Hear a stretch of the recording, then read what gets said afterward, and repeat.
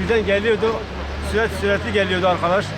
Birden ne olduysa, birden ben olay tam hatırladım. Ben bu iki defa kaza yaptığım için falan bir pek fazla.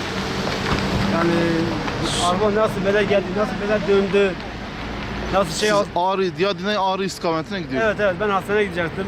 Randevum vardı, randevuda geç kaldım. Arkadaş geldi, herhalde yollar sisli, tam kaza olmuştu önde.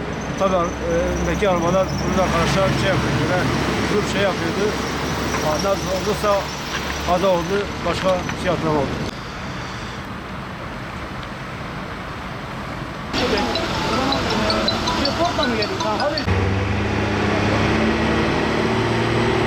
Kaza biz aracın içinde geliyorduk, bu sis üzerindeydik abi, hızlandı araç. Bir tane polis söyledi yavaş yavaş da yer buz idi.